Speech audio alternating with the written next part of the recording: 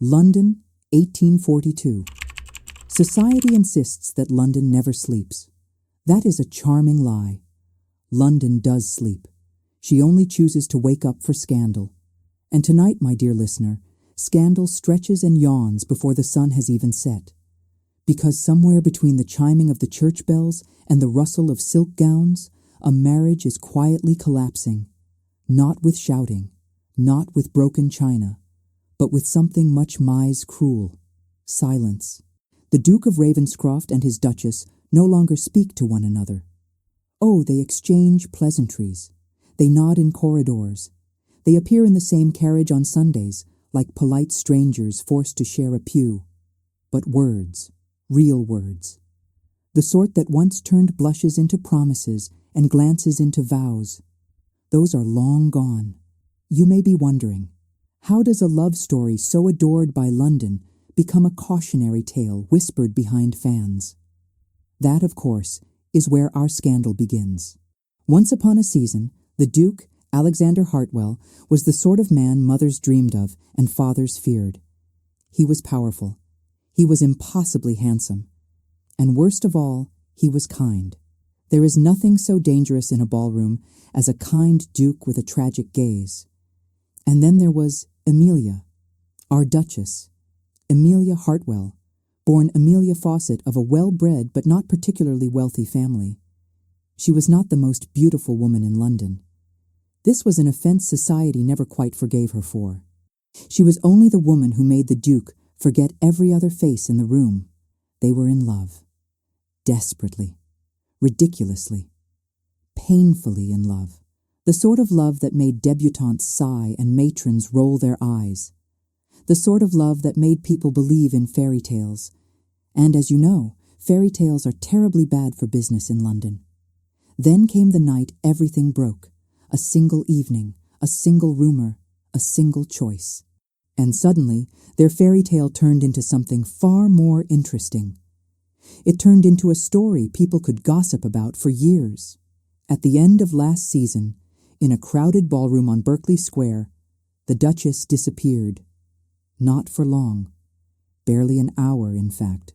But in that hour, London invented 17 different versions of what she had done, each one worse than the last.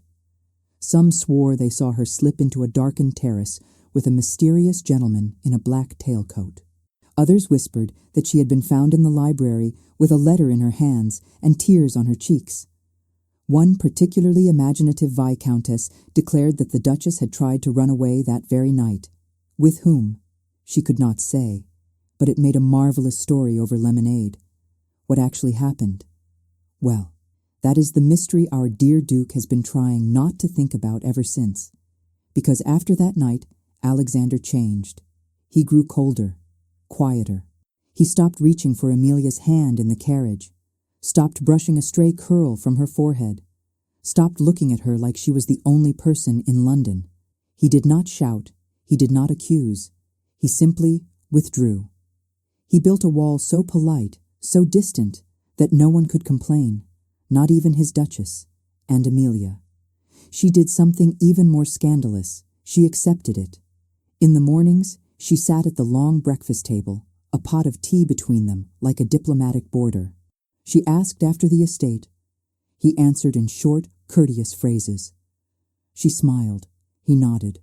From the outside, it looked perfectly civilized. From the inside, it felt like drowning in crystal water while everyone complimented the shine of the chandelier. London did what London always does. It took sides. Some said the Duchess had betrayed her Duke. Others swore the Duke had betrayed his Duchess by believing gossip over love. Very few noticed the simplest truth of all. That betrayal does not always arrive as a kiss or a lie. Sometimes it arrives as a lack of courage, the courage to ask, to listen, to say, "I am hurting. Please do not let this be the end." Our Duke did not ask. Our Duchess did not speak. And thus, love began to die in Ravenscroft House. Until, one rainy afternoon, London received a gift it did not deserve. A new scandal, a prettier one, wrapped in lace and mystery. It began with a letter. The Duke sat alone in his study, staring at a stack of documents he had no desire to read. Outside, the rain tapped impatient fingers against the window. Inside, the silence pressed at his ears. He had become rather good at silence. It was the only thing in his marriage that still obeyed him. Then the butler cleared his throat, softly, respectfully, with the precise hesitation of a man who knew one did not disturb a brooding duke without very good reason. "A letter for your grace." Alexander did not look up at once. He was busy pretending the silence did not bother him. But when the envelope was set down on the desk, he noticed two details at once: the seal and the handwriting. The seal belonged to the Fawcett family, his wife's family, the people who had given him a bride and a dowry and at least 12 different varieties of disapproving glances. The handwriting, however, that was different. It was familiar, and yet not. The letters curled the way Amelia's did, but there was a certain firmness, a flourish in the capital E, as if the writer had decided the world must learn her name properly or perish. Alexander frowned, broke the seal, and read, "We shall not insult your intelligence by repeating the entire letter. Suffice it to say, it contained 4 words that made his heart stumble. My twin is coming." Most men in London did not know the Duchess had a twin sister. Most women in London did not know either. This was not an accident. It was design. Many years ago, when Amelia and Eleanor Fawcett were born, the midwife had declared them identical. 2 faces, 1 soul. The sort of thing that makes poets insufferable for decades. But while Amelia learned to curtsy and speak softly and smile politely at the right people, Eleanor learned something far more dangerous. She learned to live. She laughed too loud. She climbed trees. She fell into lakes. She flirted with stable boys and argued with vicars and asked inconvenient questions in drawing rooms. In short, she behaved in a manner completely unsuited to a young lady who might someday be offered a duke. The family made a choice. Amelia would be shown to the world. Eleanor would be kept safely out of it. They sent Eleanor away to a quieter branch of the family, far from the ballrooms of London, far from gossip, far from dukes. The sort of far that often masquerades as protection but feels suspiciously like exile. And now, after all these years, after all this silence, the twin was coming to London. You may be wondering, why now? Why her? Why him? Why would the Duchess's hidden sister be sent into the very heart of a crumbling marriage and the cruel tongue of London? Why would the Duke feel his pulse quicken at the thought of a stranger who shared his wife's face? The answer is simple and complicated and deeply improper. Hope. Sometimes hope arrives in the shape of a letter. Sometimes it arrives in the shape of a woman who looks exactly like the one you once loved, and still love, but can no longer reach. The Duke read the letter twice, then a third time. Some lines spoke of practical arrangements, a chaperone, a carriage, a suitable companion for the Duchess during the season. But between every carefully chosen word, he saw the true message: do something. Amelia had written the letter herself. He recognized the little hesitation in her commas. She did not ask him directly. She never did. But there it was, all the same, a small, trembling act of courage. My twin is coming. Perhaps she might stay at Ravenscroft, if it is not an inconvenience. Inconvenience! The word settled between them like a ghost. Alexander rose from his desk. He walked to the window. Rain streaked the glass, blurring London into a watercolor of grey streets and darker rooftops. Somewhere out there, news was already spreading. It always did. A twin. A second Duchess's face in London. What could be more delicious? He ought to refuse, of course. That would be the sensible thing, the wise thing, the safe thing. 2 women with the same face under the same roof. One whose smile he had ruined, one whose smile he had never seen. Nothing about that sounded safe. But love has never concerned itself with safety, and guilt almost never does. He thought of Amelia at the breakfast table, hands folded, eyes lowered, voice quiet.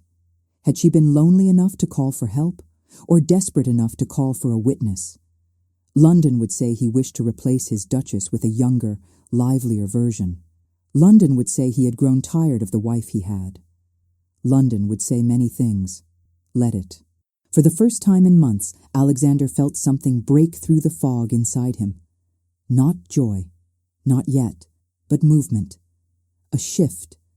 As if the story of their marriage had paused on a comma and now risked becoming a sentence again.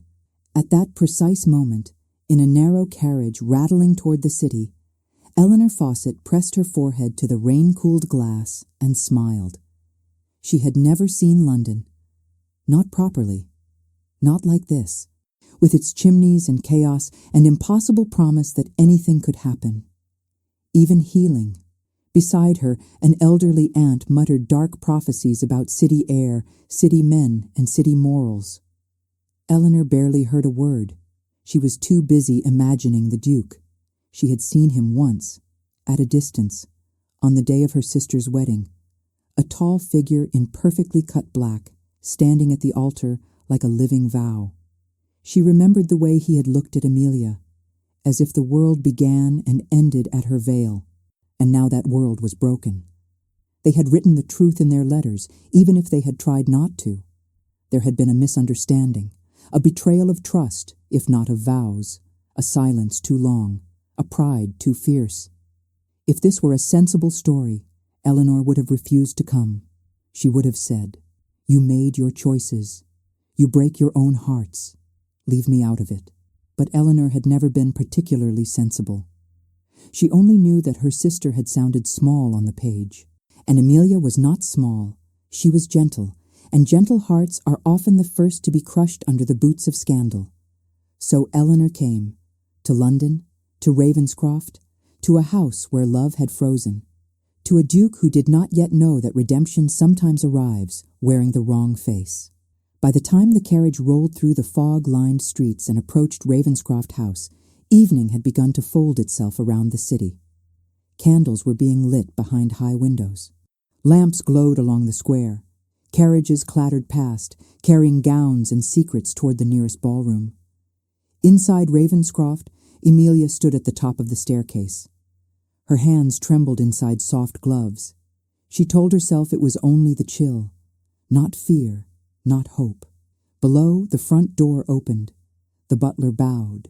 Servants moved into their well-practiced dance of welcome. Trunks, cloaks. Names announced in calm voices that disguised rising curiosity. The Duke stepped into the hall just as the newcomer crossed the threshold. For one stolen heartbeat, time did a shocking and entirely impolite thing. It stopped.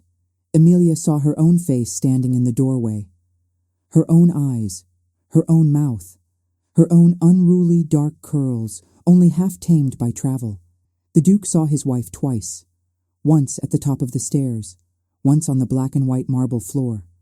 The hall filled with the quietest sort of scandal, the kind that does not yet have words, only gasps.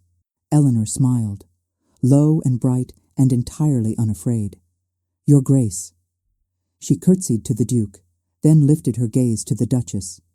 "Shall we try to save your marriage, or shall we simply set London on fire?" It was a dreadful way to begin a visit. It was also, as you will see, the only way this story could ever begin. London, as always, welcomed scandal the way a ballroom welcomes a new waltz, with eagerness, with curiosity, and with absolutely no sense of moderation. It took approximately 7 minutes for word of the Duchess's twin sister to reach every footman, florist, fishmonger, and fortune-teller within a mile of Ravenscroft House. By 14 minutes, all of Mayfair knew. By 22 minutes, the dowagers had already formed opinions. And all of them were wrong. Spectacularly wrong. But let us not spoil their fun. While London sharpened its gossiping claws, inside Ravenscroft House a far more delicate crisis bloomed. The kind wrapped in silk and stitched with identical cheekbones. Eleanor Fawcett, newly arrived, thoroughly rain-soaked, and wearing a traveling gown the color of stormy lavender, stood in the entrance hall as if she owned the place, which technically she did not. But emotionally, spiritually, narratively, it was hers the moment she smiled. The Duke, usually a master of composure, stared far too long, a breach of etiquette so enormous that in some circles it is considered a proposal. Emilia, poor soul, watched her husband watching her sister, or watching her own reflection with more interest than he'd shown her in months, which was worse, far worse. Eleanor broke the tension first. Twins are like that. They usually know exactly when a silence is becoming deliciously dangerous. She turned to Emilia. "Darling sister, do introduce me to your husband properly before the man faints from confusion." Emilia nearly choked. The Duke blinked hard, grateful for the interruption, but he did not look away. And that was the first sign, that something in this house, something frozen, was beginning to thaw. The Duchess, ever the graceful hostess, invited everyone to tea. Because nothing says we are absolutely not drowning in emotional tension like lemon cake and porcelain. The three sat together in the red drawing room, red, of course, being the color of danger, passion, and poor life choices. Eleanor took her seat like a woman prepared to commit all three. She lifted her teacup. "You two must host the most magnificent arguments. Your tension is practically decorative." The Duke choked. Emilia went pale. A footman dropped a spoon. And Eleanor simply smiled. The sort of smile that could topple governments. "Forgive me," she added. "I come from the countryside. We tend to be direct." Translation: "Prepare yourselves, London. I am here to rearrange your neatly folded secrets." Alexander cleared his throat. Several times. The man who once won debates in Parliament now struggled to speak in his own home. "Miss Fawcett," he began, only to be cut off. "Oh, do not call me that," Eleanor said, waving a hand. "It makes me sound like a governess. Eleanor will do." The Duke swallowed. "Very well, Eleanor." And oh, how that name lingered on his tongue, not lovingly, not romantically, but shockingly, curiously, as if he were tasting the past and the future in the same breath. Emilia noticed. Of course she noticed. A woman always notices when her husband says another woman's name too gently, even if that woman shares her face. But instead of shrinking, she lifted her chin. A small, fierce, heartbreakingly brave gesture.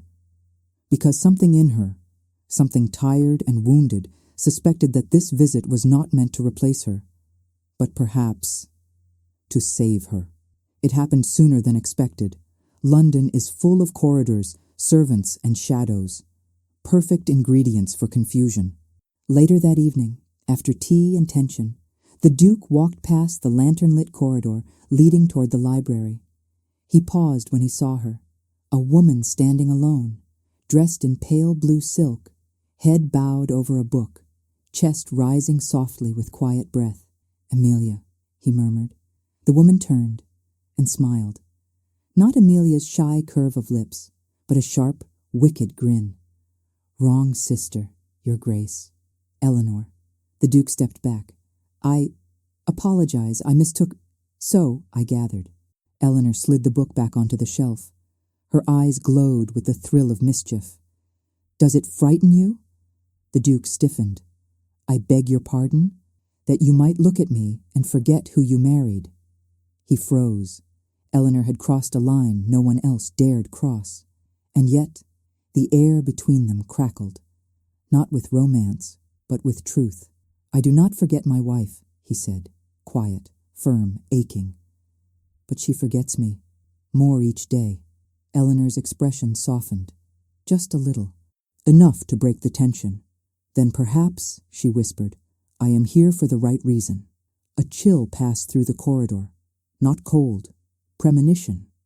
For the first time the Duke wondered, had Emilia brought her twin here, to be a mirror, or a witness, or a warning? The next morning, the Duchess received an envelope, thick, cream-colored, sealed with gold. Inside, the Hartwell Ballroom requests the presence of the Duke and Duchess of Ravenscroft and Miss Eleanor Fawcett at a private soirée. A private soirée, which in London means a gathering so exclusive that gossip begins before the ink dries. Emilia felt her stomach twist. "I do not think I can attend." "Nonsense," Eleanor said. "You must." The Duke looked up. "I agree." Emilia nearly dropped the invitation. "You do?" The Duke hesitated only a second. "It is time we appear in public again. Together." A single word, unsaid but burning. Eleanor clapped her hands like a delighted villain. "Excellent. A ballroom is precisely where truths are revealed and reputations destroyed." The Duke exhaled. "Preferably not the latter." "We shall see," Eleanor replied. And there it was. The promise, the threat, the prophecy. The broken marriage was about to walk into a ballroom, with a twin in tow, and London waiting to feast. But what none of them knew, not the Duke, not the Duchess, not the mischievous sister, is that someone else would be there too. Someone watching. Someone with motives far darker than gossip. Someone who knew exactly what happened the night the Duchess disappeared. The city glittered that night with the kind of anticipation usually reserved for coronations, executions, and scandalous wedding announcements. Which is to say, everyone was certain something spectacular was about to happen. And they were correct, just not in the way they imagined. For tonight was the soirée at Hartwell Ballroom, a private gathering, a curated event, a hand-picked audience of London's most ruthless observers disguised as aristocrats. It was the perfect arena for a broken marriage, a mischievous twin, and a Duke who was finally beginning to feel again. Emilia stood before her mirror as her maid fastened the last tiny pearl buttons down her back. The gown was soft ivory, embroidered with gold threading, the same gown she once wore when the Duke could not look away from her for even a moment. But tonight, the air felt different. She felt different. Her heart beat fast. Hope and terror share the same rhythm, after all. Eleanor entered the room without knocking, wearing a gown of midnight blue that shimmered with tiny silver beads. If Emilia looked like a breath, Eleanor looked like a dare. "Well," Eleanor announced, circling her sister with a grin, "London will faint on sight." Emilia sighed. "Please do not make this worse." "My darling sister," Eleanor replied, taking Emilia's shoulders, "I am not here to make anything worse. I am here to force truth out of two very stubborn, very foolish people who once loved each other so loudly that my ears rang for days." Emilia blinked. "Eleanor, he does not look at me anymore." "Oh, he looks," Eleanor said. "Just not when you're watching." A knock at the door interrupted them. The Duke's voice. "Are you both ready?" Eleanor winked. "Speak of the devil, and admire how handsome he insists on looking." If Emilia was the breath, and Eleanor was the dare, Alexander Hartwell was the storm. He wore a black tailcoat with gold detailing, a crisp white cravat, and a troubled expression that did not match the perfection of his attire. He stopped when he saw Emilia. She saw his breath catch, a heartbeat, a flicker, a memory returning like a ghost touching his sleeve. But he said nothing. His walls were still standing, though a little cracked. Eleanor stepped between them. "Shall we go?" she asked brightly, "before London invents a scandal without us." The Duke offered both women his arms, and together they walked toward the carriage. A united front, a dangerous illusion, a future dangling on a hinge. The moment the door opened and the trio stepped into the Hartwell Ballroom, the atmosphere shifted. Silk rustled, jewels glittered, spines straightened. Whispers erupted like small explosions, because there they were, the Duchess, her twin, and the Duke, who had not been seen smiling in nearly a year. A perfect recipe for London to lose its collective mind, and oh, they did. Countesses stared openly. Young ladies clutched their fans. Gentlemen adjusted their collars, and every gossip within 5 miles inhaled deeply. The scent of fresh scandal was intoxicating.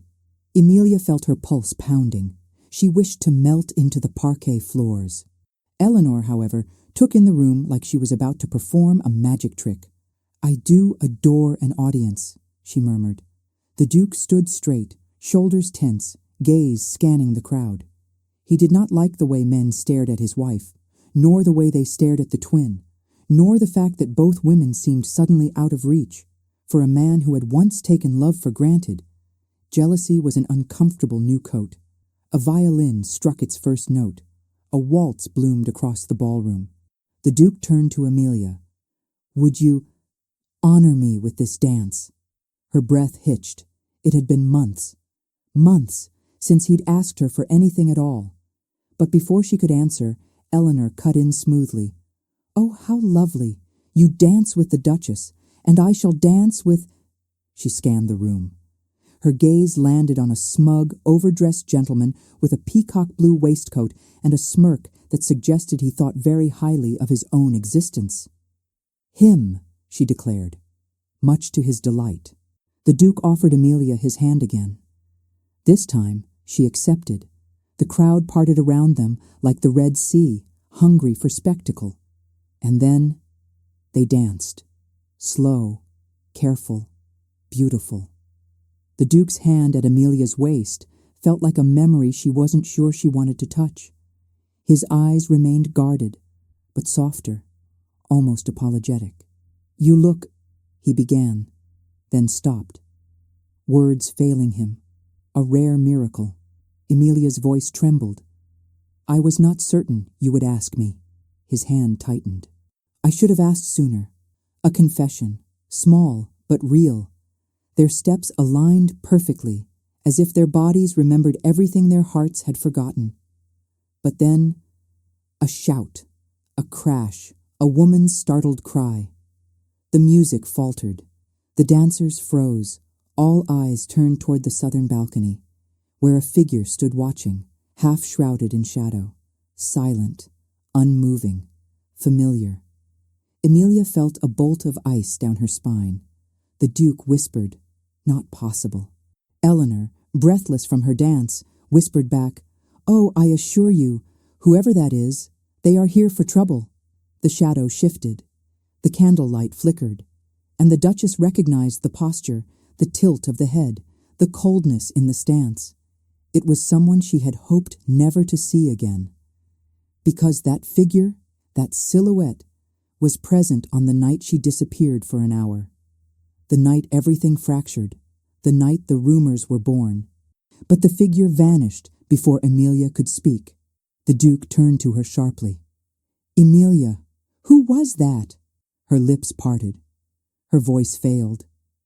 And Eleanor whispered the final line of the chapter, her smile fading at last. "The past has arrived at the ball. If there is one thing this city enjoys more than a waltz, more than an heir born with perfect curls, more than a diamond of the season marrying poorly, it is this, a ghost walking into a ballroom." And that is precisely what happened at the Hartwell soiree. Not a literal ghost, of course. London is far too sensible for that, or at least pretends to be. But a ghost of someone's past, that is far more delicious.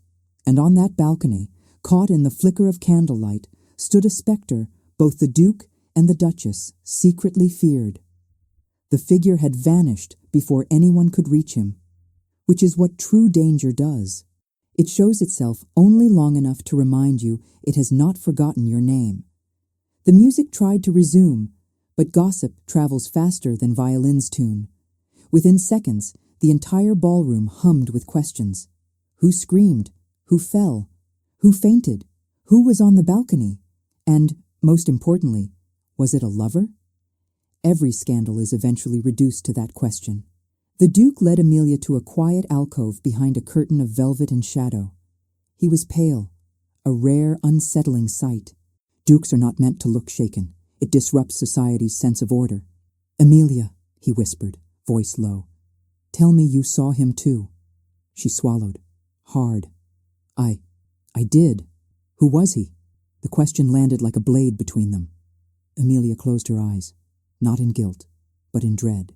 Eleanor appeared at their side, slipping through the curtain as quietly as a rumor. "Are we discussing the mystery man?" she asked. Because I must say he had the posture of a villain. One could smell malice from the balcony. The Duke shot her a glare, not angry, just desperate. "Do you know him?" Eleanor hesitated. This alone was frightening. Eleanor never hesitated, but she turned to Amelia first, not the Duke. Emmy, it was him, wasn't it? Amelia felt her knees weaken, the world compressing to one breath, one name. The Duke grabbed her hands. Tell me. And at last, barely above a whisper, she forced the truth out. Marcus Thornwall. The Duke froze, completely. Eleanor exhaled a curse so impressive it would make sailors blush. Well, that explains the stench. But the Duke was unraveling. That man, he said tightly, was banned from London. He returned, Amelia whispered. And why, Alexander said slowly, would the man who ruined 3 reputations, disgraced an entire family, and nearly went to trial for theft? Why would he appear at a soiree staring directly at you? The Duchess's eyes glistened, because that is the question she feared most, and the reason she spent an hour missing on the night that destroyed her marriage. Eleanor touched her sister's arm. Emmy, you cannot keep this inside forever. The Duke's jaw tightened. Inside? What inside? What does she mean, not here? Amelia said, voice trembling.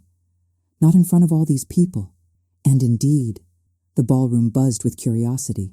Several ladies pretended to admire the floral arrangements when they were obviously eavesdropping with the intensity of spies. A gentleman tripped over a potted ficus while craning his neck to peek at the alcove. London was practically foaming at the mouth. The Duke nodded once, cold, controlled. Very well, we leave, now. Without dancing a second waltz? Eleanor gasped. Alexander, do you wish to disappoint the entire women of London? The Duke didn't blink. Eleanor, if you remain behind, I will personally send 3 footmen to carry you out. Her grin was brilliant. Oh, marvelous. Threats. We truly are becoming a family. But she followed, because she too sensed danger closing in. Marcus Thornwall had returned, and he never returned without purpose. The ride home was silent at first, thunderous silence, the kind that fills every breath with questions. Finally, the Duke spoke. Amelia, what happened that night?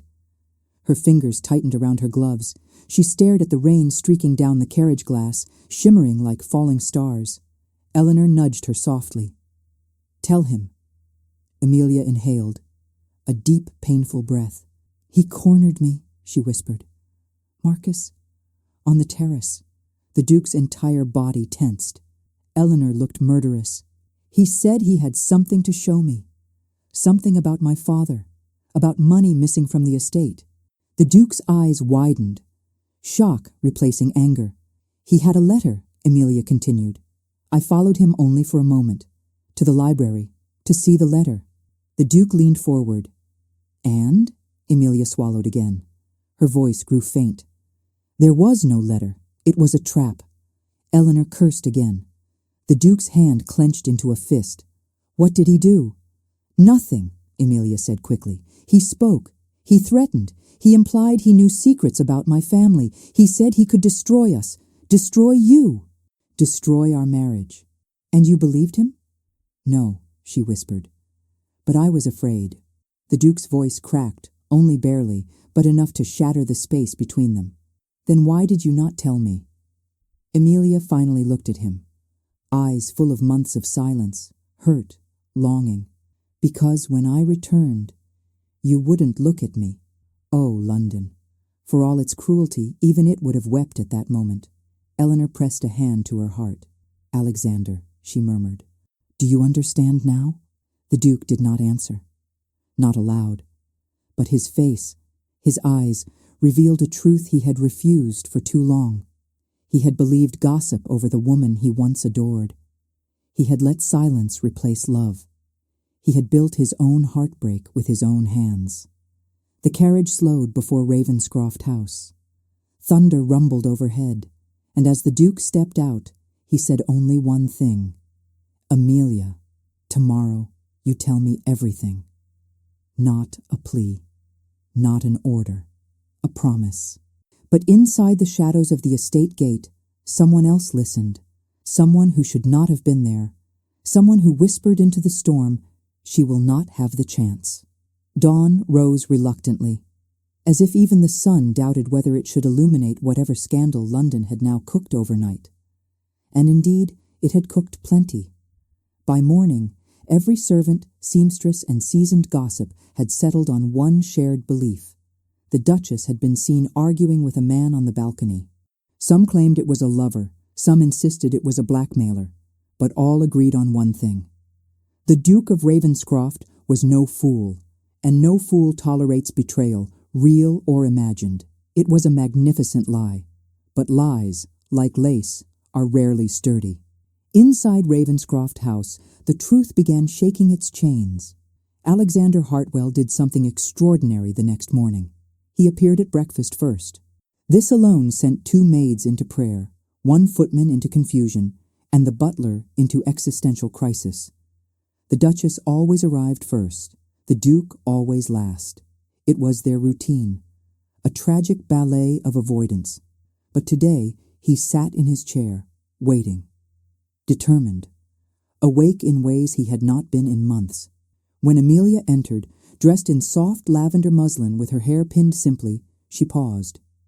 He stood. The entire room gasped in invisible shock. "Good morning," he said gently. Not cold, not distant, a real greeting, warm, unsteady, hopeful. Amelia dipped her head. "Good morning." Eleanor breezed in moments later in a robe of pale green, yawning like the scandalous angel she was. "Oh, marvelous! You two look almost civil. Shall we ruin it or encourage it?" Neither answered. Which, considering the siblings' history, was a significant victory. The Duke cleared his throat. "Emilia, we spoke last night. Today I want the full truth. All of it." Emilia nodded, fragile but determined. "I will tell you." Eleanor clapped. "Excellent. I shall make tea. Truth always requires hydration. But the truth would have to wait. Because a knock thundered through the manor. Sharp, urgent, impolite, the kind of knock that never brings flowers. A footman rushed in, pale as milk. "Your Grace." This arrived for the Duchess. He extended a thin envelope, cream-colored, unmarked, sealed with black wax. Black. A color London only used for 2 things, funerals and threats. Emilia's breath hitched. She recognized the handwriting immediately. The loops, the slant, the arrogance. Marcus. Her fingers shook as she broke the seal. 2 sentences. Only 2. Both devastating. "You should have stayed silent. Tonight, everything ends." The Duke took the letter before she could hide it. His eyes burned with fury, not at her, but at himself, for not protecting what he loved. "Eleanor," he said tightly, "stay with her. Do not leave her side." Eleanor straightened, seriousness replacing her usual mischief. "I will not let her out of my sight." Emilia whispered, "Alexander, I fear he means to expose something terrible." The Duke closed the space between them, took her trembling hands, held them firmly. "Whatever he exposes, we face it together. Do you hear me?" Her eyes filled. Tears she tried to hide. Tears he noticed instantly. He brushed one away, so gently, so desperately, as if trying to erase months of distance with one touch. "Tonight," he murmured, "I will end this. Not you. Not alone. Not again." For the first time since their marriage fractured, Emilia believed him. Later that afternoon, while the Duke hunted for information about Marcus's return to London, the twins sat in the Duchess's sitting room. Rain streaked the windows. The fire crackled. Eleanor paced. Emilia trembled. "Eleanor," Emilia whispered, "I cannot bear this repeating. Not again." Her twins stopped pacing, turned, and softened. "Emmy, I must tell you something." Emilia frowned. "What is it?" Eleanor exhaled. A slow surrender. "I knew Marcus was back in London before you did." The Duchess froze. "Why didn't you tell me?" "Because," Eleanor said, coming close, "I thought I could stop him." "Stop him how?" "I met him," Eleanor admitted. 2 nights ago." Emilia's breath vanished. "Eleanor." "He approached me," Eleanor said sharply. Not the other way around. He knew who I was. He knew I would come for you. He said I was useful to him. Useful how? He said London believes anything when told by a beautiful woman with your face. Amelia covered her mouth, horrified. He said he could turn us into the greatest scandal this city has ever seen. Sisters, a duke, a ruined marriage, a shadowy villain. Gossip would metastasize like wildfire, and no one would care for the truth. Amelia trembled. Eleanor, what did you say to him? Eleanor knelt in front of her, gripping her hands. I told him something he did not expect. That if he touched you, if he whispered your name, if he even breathed in your direction, I would destroy him myself. For a moment, Amelia simply stared at her. Then her voice broke. Oh, Eleanor, why would you risk yourself for me? Eleanor smiled softly, touching her forehead to her sister's. Because you protected me our entire childhood. You let them hide me. You let them silence me. You carried that burden. This time, I carry yours. 2 tears fell, one from each sister. Perfect twins in fear, love, and resolve. Meanwhile, the Duke moved through the fog-drenched streets like a man with purpose sharper than steel. He visited officials, guards, contacts he had not spoken to in years. By evening, he arrived back at Ravenscroft with a storm in his eyes. He entered Amelia's sitting room where both sisters waited. The fire crackled. The tension crackled louder. I found something, Alexander said. Something about Marcus. Something he stole. The twins froze. He has documents, the Duke continued slowly, related to a debt your father never paid. Amelia gasped. Eleanor swore. Alexander looked straight at his wife. Amelia, he plans to accuse your family of fraud, and he intends to do it tonight. Silence fell, sharp, surgical, merciless, and then the Duke took Amelia's hand, with certainty, with resolve, with the first spark of the man she once married. Whatever happens tonight, he said, you are not alone. I will fight this. I will fight for you. For us. A single tear slid down her cheek. He caught it with his thumb. He didn't let go. Eleanor folded her arms. Well then, if Marcus wishes to start a war, I suppose we shall give him a battlefield. The Duke and Duchess looked at her. Eleanor grinned. Shall we attend the evening gathering at Lady Rathbone's estate? I hear Marcus intends to make an appearance? The Duke nodded. Amelia swallowed. Eleanor cracked her knuckles. And London, poor, unsuspecting London, prepared for a night it would never forget, because tonight the Duchess will face the man who broke her world, and the Duke will finally learn the truth he should have demanded long ago. There are evenings in which London gossips. There are evenings in which London feasts. And then there are evenings in which London hunts. Lady Rathbone's gathering, unfortunately for the Duchess, was the third kind. As the Ravenscroft carriage approached the glittering estate, Amelia felt something she had not felt since the night everything shattered. Fear. But this time it was not fear of scandal, not fear of judgment, not even fear of Marcus. It was fear that tonight might reveal something she could never undo, and something the Duke might never forgive. But she lifted her chin anyway, because heartbreak had taught her something courage never did. A Duchess does not bow, not even when the past returns wearing a smirk. The footman opened the carriage doors. Rain misted in the air. Torches flickered in the courtyard. Guests spun around as the Duke, the Duchess, and the twins stepped onto the marble steps. A trio so striking it nearly redeemed London's obsession with drama. Whispers shot through the queue like sparks in dry grass. Is that the twin? Which one is which? The Duke looks murderous. Do not meet his eyes. I heard the Duchess has a secret lover. No, darling. The lover has a secret Duchess. Eleanor waved cheerfully at the overheard nonsense. She loved it all far too much. Amelia, however, walked with poise, with dignity, with a spine of steel hidden beneath silk. And the Duke. He walked beside her with the posture of a man who had finally stopped running from his own heart. Lady Rathbone's ballroom glowed gold, chandeliers blazing, violins humming, diamonds trembling on the fragile necks of women who wished to pretend they were not staring. The Duke placed his hand at the small of Amelia's back. A simple gesture, a devastating one. She nearly forgot how much she missed being touched like she mattered. "Stay close," he murmured. It was not an order, not a command, a plea. But before she could answer, before she could look at him long enough to remember what love used to feel like, the room froze. Whispers sharpened, shoulders straightened, fans snapped open like defensive shields. Marcus Thornwall had entered the ballroom, tall, self-assured, a smile carved from polished arrogance, and eyes locked directly on Amelia. Eleanor murmured, "I swear to every saint in the heavens, if I had a pistol—" The Duke cut her a look. "Not tonight," then dangerously soft.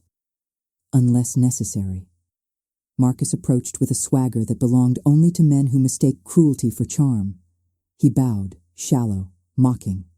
"Your Grace, your other Grace." His eyes flicked to Eleanor. "Still uncanny." Eleanor smiled sweetly. "I bite." Marcus chuckled. "I know." The Duke stepped forward. Between Marcus and the women, a wall of controlled fury. "What do you want?" Alexander asked. Marcus lifted an eyebrow. "Truth." Amelia's stomach turned. Because truth, in Marcus's hands, was never honest. It was a weapon, a blade sharpened on lies. "I believe London deserves to know," Marcus said loudly. Just loudly enough for the nearby guests to pretend not to eavesdrop. "That your Duchess's family owes me a significant sum." Gasps. Glorious, greedy gasps. The Duke's jaw clenched. "You have forged documents." Marcus smiled. "Have I?" Eleanor stepped forward before the Duke could stop her. "Oh, you have forged many things. Letters, stories. Your reputation." Marcus's eyes narrowed. "Careful, darling twin." "I am never careful," Eleanor replied, "and certainly not with cowards." The guests around them tensed, thrilled. A ballroom duel with words, society's favorite sport. But Marcus wasn't finished. He leaned closer to Amelia. "Too close. Should I tell your husband what your father hid?" The Duchess froze. Her heart slammed against her ribs. The Duke's voice dropped to a lethal whisper. "You will step back. Now." Marcus smirked. "Or what?" Alexander didn't move, didn't blink, didn't breathe, but something in the air shifted. The unmistakable sensation of a man who has decided he will burn a city to protect the woman beside him. "I said," the Duke murmured, "step back." And for the first time, Marcus's smile faltered. Before another word could be exchanged, Lady Rathbone herself glided onto the scene, dressed in shimmering gold, eyes glittering with the joy of a social disaster happening in her own home. "Darlings," she purred, "I simply must insist we keep the animosity to a respectable simmer until after supper." Marcus bowed theatrically. "Of course." And then, with a parting whisper meant only for Amelia, "Tonight, Duchess, I reveal everything." Eleanor lunged. The Duke caught her by the waist. "Let me claw his eyes," she hissed. "I am not ornamental. I am furious." The Duke held her firmly. "Eleanor, stop. We do this my way." Amelia touched her sister's hand. "I will not break again. Not tonight. Not because of him." Eleanor's eyes softened, then hardened. "Then let us make him regret returning to London." The Duke exhaled, finally understanding. He had allies now. Not silence, not distance, not fear. Allies. 2 of them. Identical. Relentless. Now London had something far more interesting than scandal. It had a war. Violins struck a new melody. A haunting, elegant waltz. The Duke turned to Amelia. "Dance with me." Her breath trembled. "Alexander, now?" "Especially now," he said. "Let London see whom I choose, whom I stand with, whom I will defend." Amelia's eyes filled with tears that did not fall. "Not tonight. Tonight she would be strong, radiant, unbreakable. She placed her hand in his. They walked onto the dance floor. Whispers parted like curtains. Eyes followed. Hearts held their breath. And then they danced.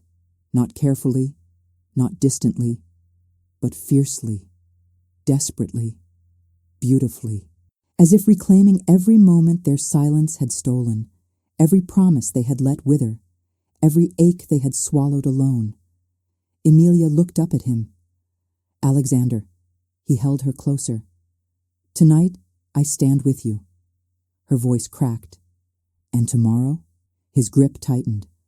I intend to stand with you for the rest of my life. Her heart shattered, not from pain, but from hope. But then, a scream erupted from the balcony above. Guests gasped. The music collapsed. A footman burst into the ballroom, pale as death. Your Grace, he cried.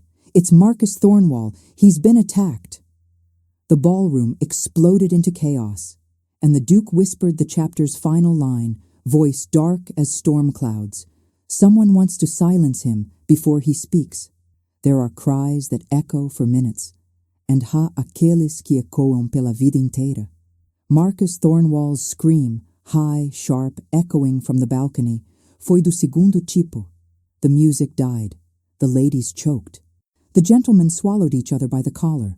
And London, of course, did what it does best, assume the worst, instantly, enthusiastically, with creative flair.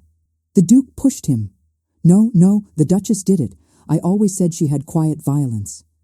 Perhaps it was the twin, the fierce one, or all three, a family conspiracy. Ah, London, you sweet melodramatic beast. But the truth was far less operatic and far more dangerous.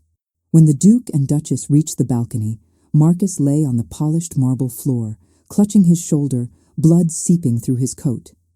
He was not dying, unfortunately, but he was wounded, badly. A dagger glinted on the floor, thrown, not wielded. Eleanor arrived seconds later, hair flying, ready to commit violence herself. Oh, perfect, she muttered. Someone attacked him before I could.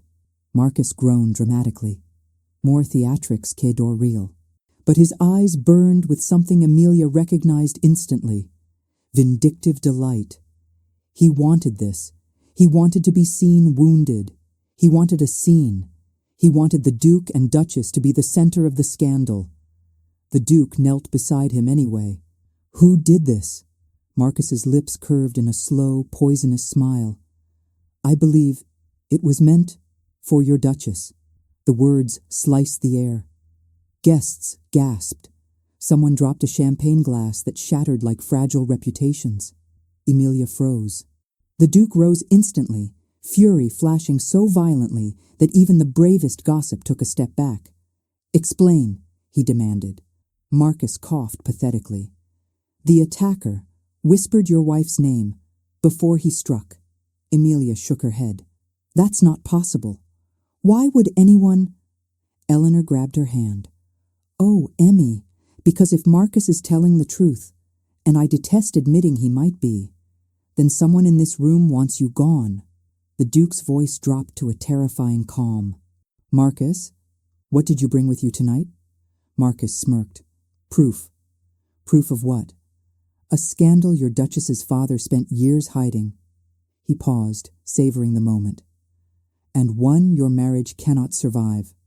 The Duke stepped forward, but Marcus held up his good hand. I will tell you everything, but not here. Emilia trembled. Then where? Marcus stared directly into her eyes. At Ravenscroft. Tonight. They left the soiree in a storm of whispers. London vibrated with suspicion. Inside the Ravenscroft carriage, silence pulsed like a heartbeat about to stop. Eleanor broke it first. I say we toss Marcus off a bridge. The Duke didn't answer. He was thinking, calculating, planning revenge in 17 ways, each more thorough than the last. Emilia finally spoke, her voice small. Alexander, I swear I never... He reached for her hand. No hesitation, no coldness. Just the truth he had been resisting for nearly a year. I believe you. Emilia's breath caught. Tears burned her eyes. Why now? Because, he said softly, for the first time, I listened.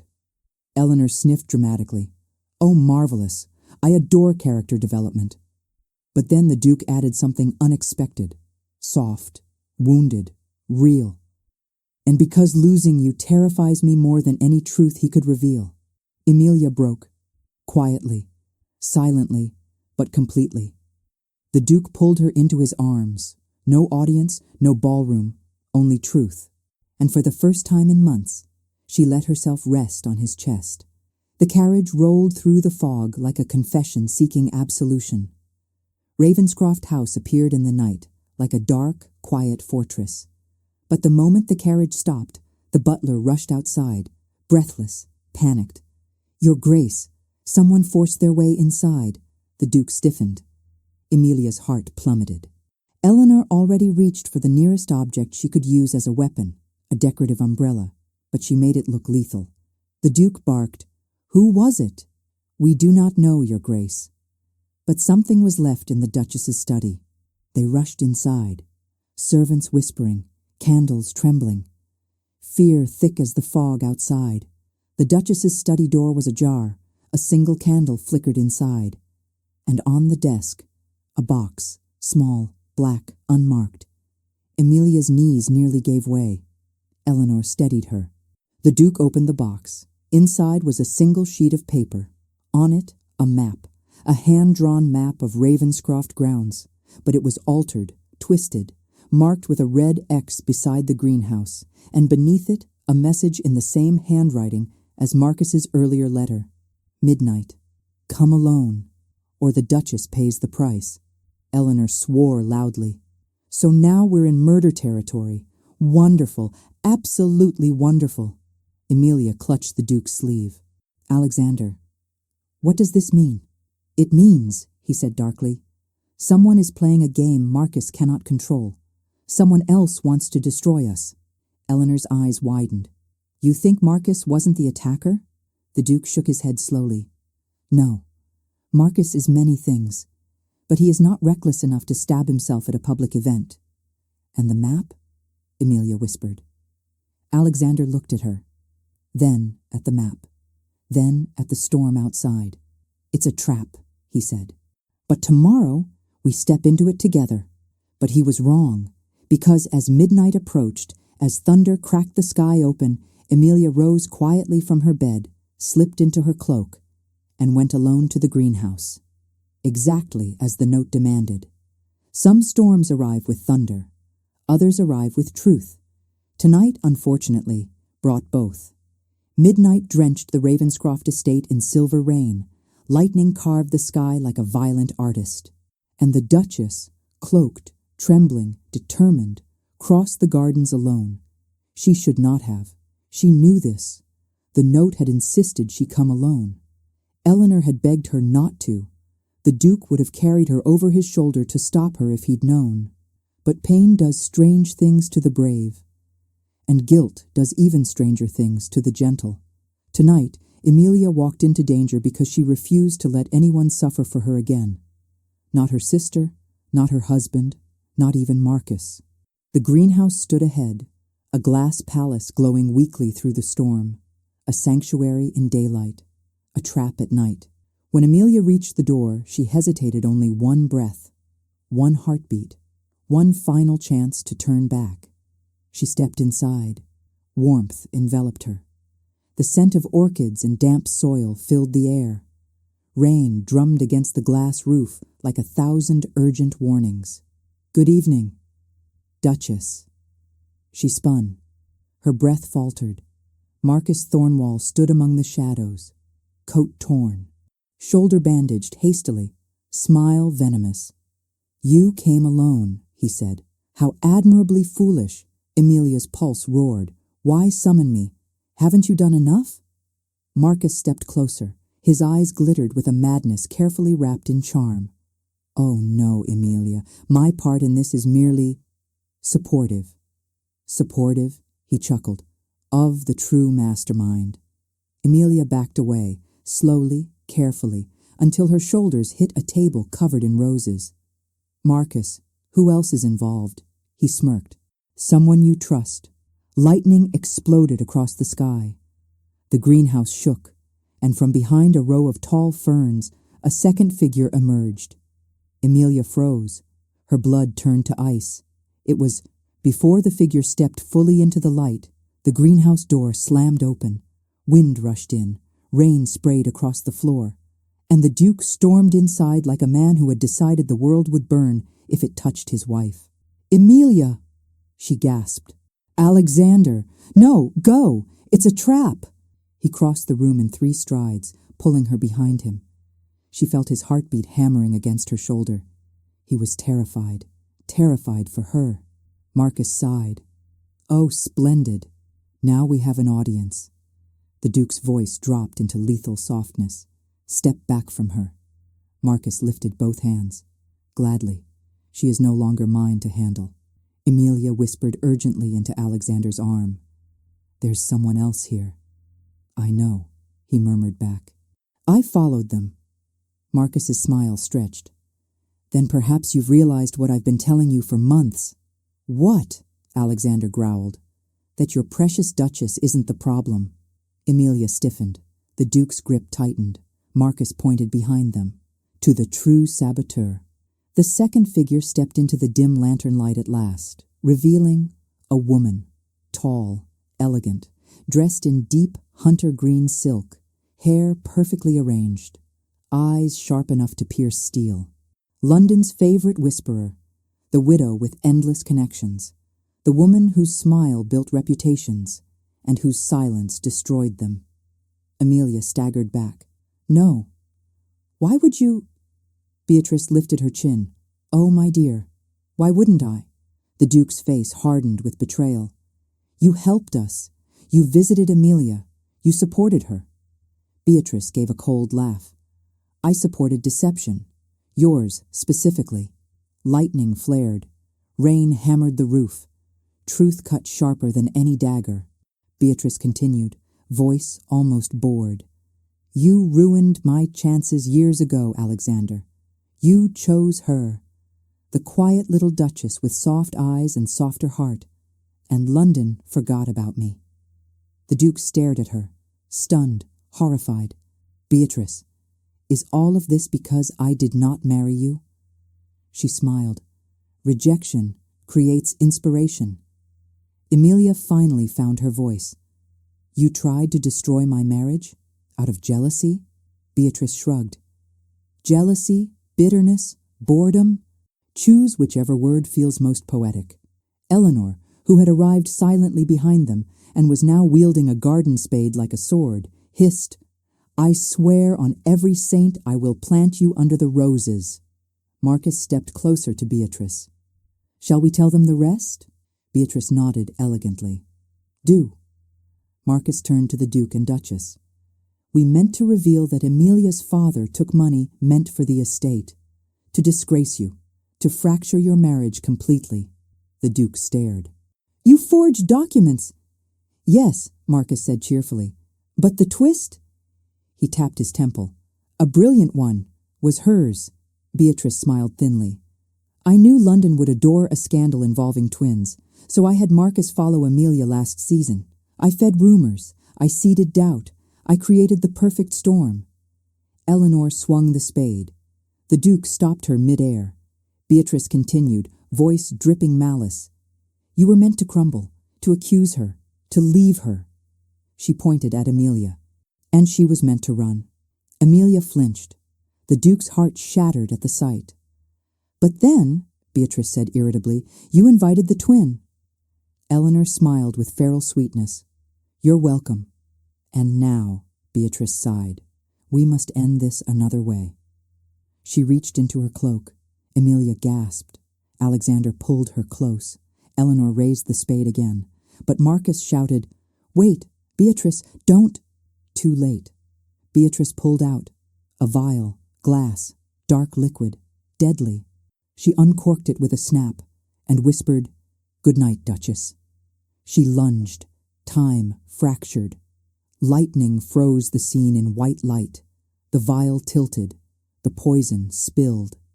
And Alexander, with zero hesitation, with absolute devotion, with a fury born of finally seeing the truth, threw himself between Emilia and the attack. The glass shattered against his coat. Dark liquid splashed across him. He staggered, not from injury, but from shock. The greenhouse fell silent. Every breath held. Emilia cried out. "Alexander!" He steadied himself. "I'm all right." Eleanor slammed the spade into Marcus's legs. He yelped. "What was that for?" "You know why." Beatrice dropped the empty vial, pale with confusion. "It wasn't supposed to hit him." The Duke's voice dropped into a growl. "You will regret tonight for the rest of your life." Beatrice opened her mouth. But the greenhouse doors burst open again. Guards, footmen, the butler, and London's justice had finally arrived. Some nights end with scandal, some with heartbreak, but only the rarest, most dangerous nights end with truth, and truth, that rude, uninvited guest, had just stormed into the Ravenscroft greenhouse, dragging London behind it. The guards seized Marcus. Beatrice shrieked indignantly. Eleanor tried twice to hit both of them with the garden spade. And the Duke? The Duke stood trembling, soaked in storm water and poison that had missed its purpose. And something inside him finally broke. Not in defeat, not in pain, but in awakening. The moment the guards dragged Marcus and Beatrice into the stormy night, the Duke's knees nearly buckled. Emilia reached him instantly. "Alexander, are you hurt? Let me see." He caught her hands, firm, warm, alive. "I'm not hurt," he said softly, "but I am undone." Her breath trembled. "What do you mean?" He closed his eyes, rainwater dripping from his hair, his voice barely above a whisper. "Emilia, you could have died tonight." Eleanor stepped back quietly, giving them space. For once, she didn't joke. She understood that a heart was being reborn in front of her. Emilia cupped the sides of Alexander's face, a gesture she had not dared make in a year. "But you're safe," she whispered. "You protected me." He opened his eyes at last. Pain, fear, love, all of it blazing inside him like wildfire. "Emilia, I protected you too late." She shook her head. "No. Yes," he said, voice cracking. "I should have believed you from the beginning. I should have listened.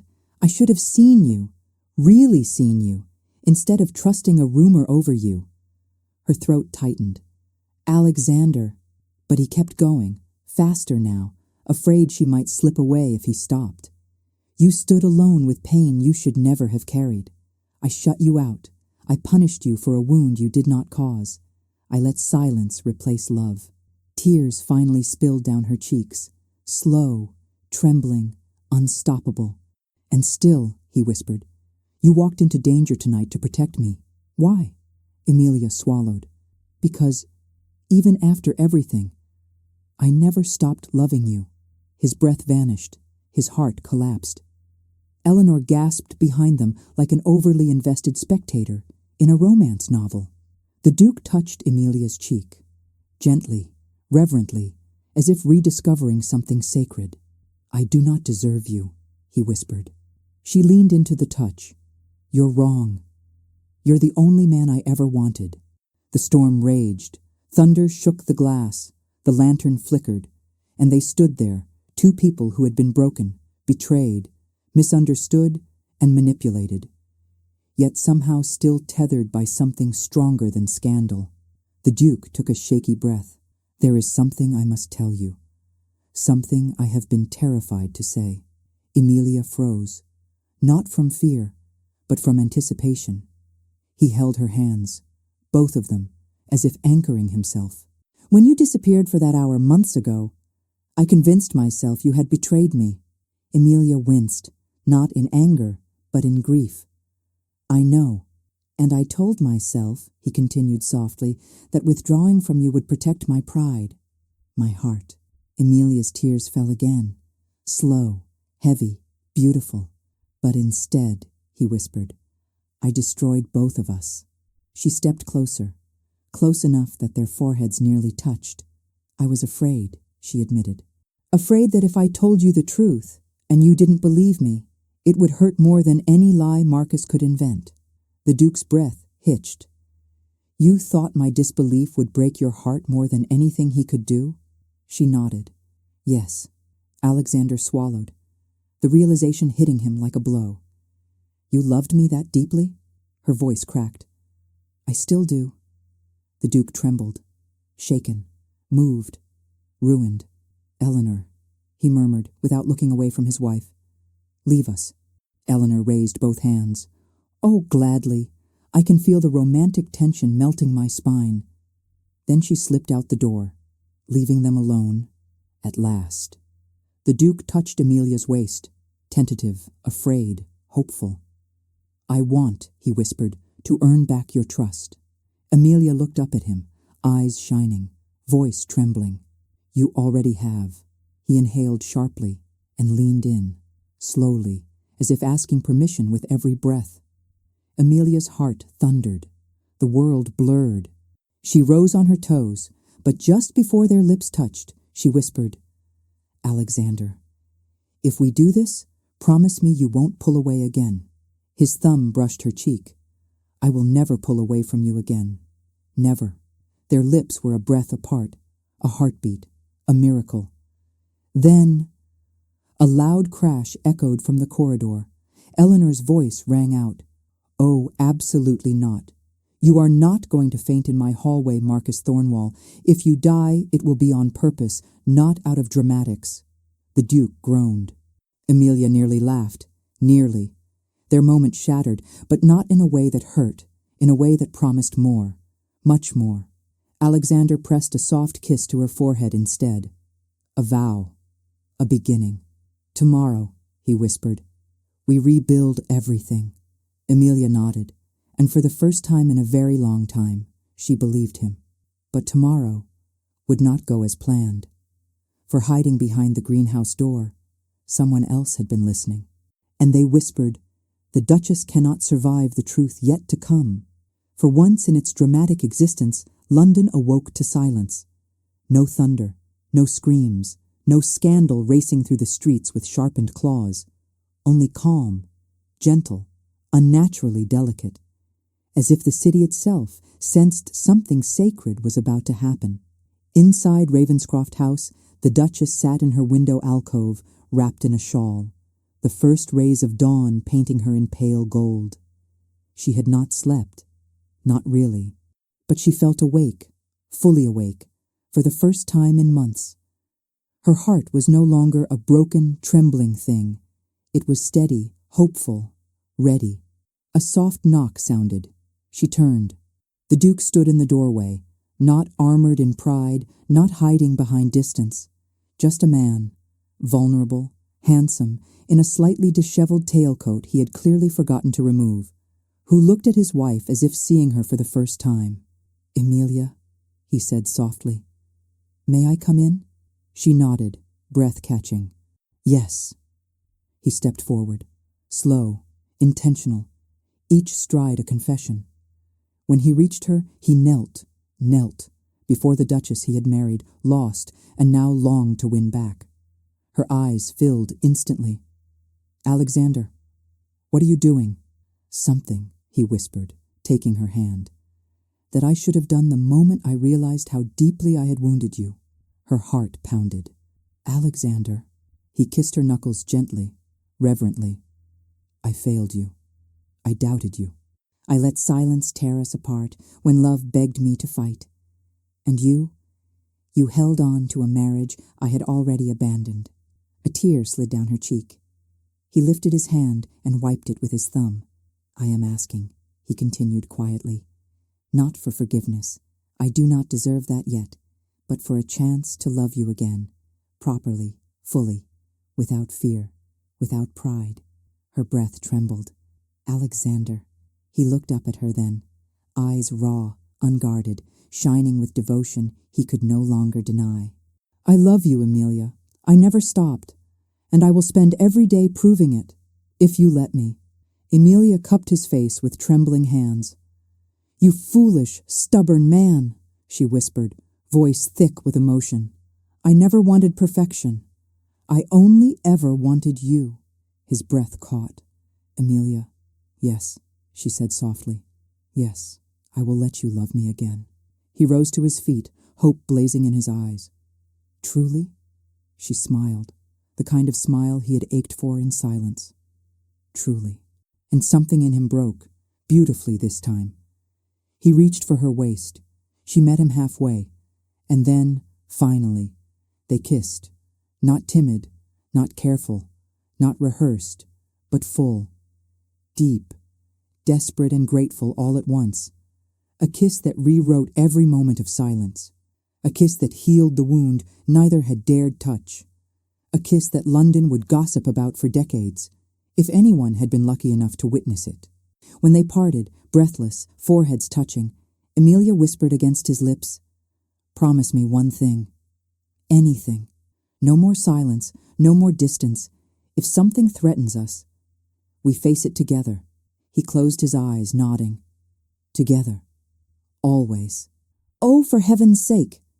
Eleanor burst through the door without knocking, as usual, still in her nightgown, hair wild, holding a cup of tea. I leave you two alone for 1 hour, and suddenly you're kissing like a serialized romance. The Duke cleared his throat, stepping back but not letting go of Amelia's hand. Eleanor? No, no, she waved dramatically. Don't mind me. Continue your emotionally intense reconciliation. I'll just drink my tea like the supportive twin I am. Amelia laughed, a soft, joyous sound the house had not heard in months. Alexander grinned despite himself. Eleanor took a sip.